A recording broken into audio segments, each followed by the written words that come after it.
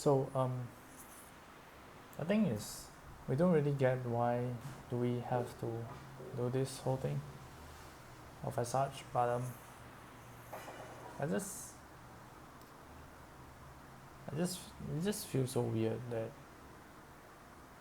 but on the intuitive things of things, if let's just say okay, because we take the first value, right, and then our reference point at this point is just only within this scope. That's why even if our answer is over here, we can't have it because our reference point is still stuck here. So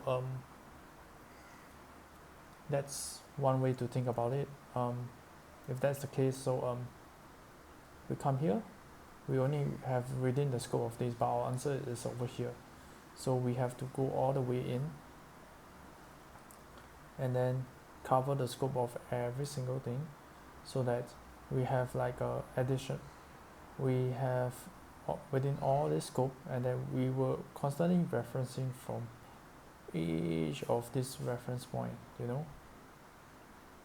and that okay, we finally found the answer that actually have the answer to it, and then we can return the value itself. So it's that's how I actually think about it, and that on the previous episode it's also rather similar on what they were actually talking about, that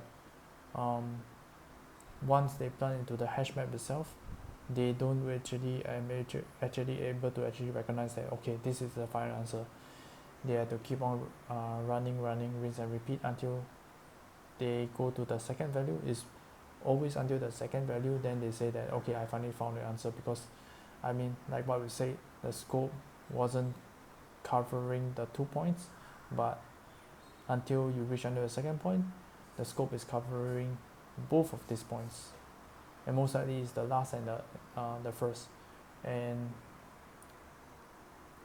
which happened during this episode and on the previous episode. So I mean, there's a high chance this is that way, and that in the code wise, I really am not too sure about. They may be using some stack, but I mean, this already suggesting is this, so I guess it's this, right? And they actually in fact did draw this as well. So and then move on to talk about like the time operation big O of n. So I can kind of see why, because you got to, there's a possibility that you got to run throughout the whole entirety, because the first and second, the scope may happen until the very last ones, until you actually find the right one, big O of n's, and then the memory for a hash map, big O of n. Interesting. I'm not really too sure about this one, like why they say that a hash map is a big O of n, but yeah, I think that's something that I got to actually find out, right? So and I think after this episode is just talking about the coding of as such, and on the previous episode it's just elaborating on this, but actually at the front part I'm not too sure.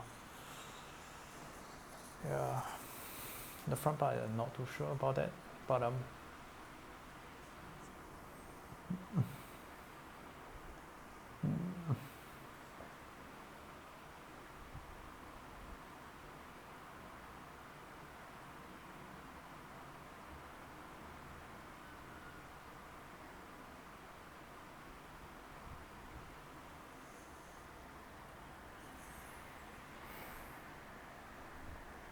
yeah, we're really unsure about it, and then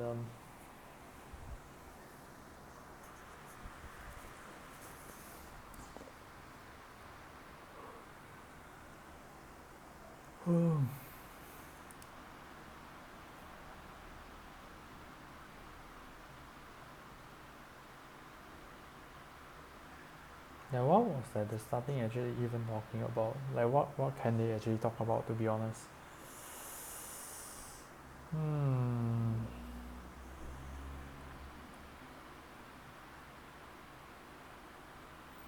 Like first and foremost, the drawing, the thinness of the drawing is already annoying me in the first place. So and then my idea goes to that, okay, this is like the very beta version of Leetcode, and that I losing part of my concentration for this, and that actually this problem is also called like two sum. So until you actually find the summation of the two of it, and then you can actually find the actually answer. Actually towards the latest episode is a lot of to do with having the final answer minus the um, element, and then you get sort of like the value, and then you check whether if that value do exist in your history of elements.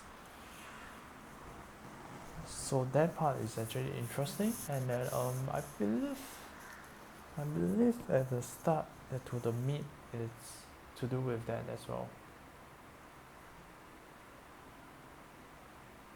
Maybe the very start they use the brute force naive way. So um, oh yeah, maybe they plus the adjacent value, then they plus the third value, and plus the fourth value, and then plus the fifth value, if whether it becomes the answer or not. And second to the third, second to the fourth, second to the fifth, and then third to the fourth, third to the fifth. And that's why the time complexity becomes big O of n square, because you are doing this 5 factorial thing, you know, that you are checking every single pattern that it is, because that's the brute force naive way. Maybe not necessarily is 5 factorial, but it's 5 times 5 times 5 times 5 times 5, something like this. Not exactly sure about the numbers, but yeah, but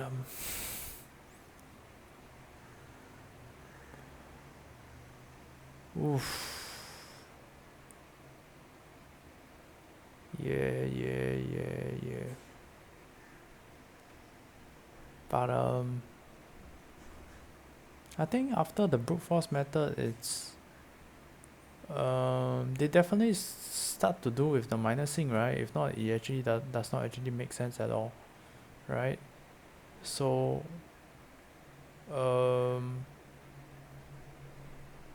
how do they start?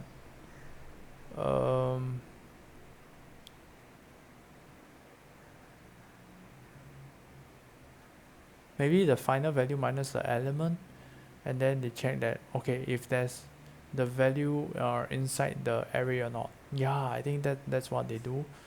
And then afterwards they move on to say that, okay, what's the most efficient way for us to actually do that, and that's by using the hash map. Basically is to actually account for each key,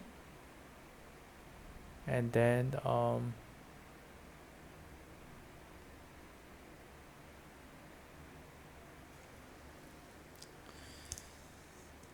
the reason why I don't really get why they actually store it in the hash map per se, but yeah, I mean,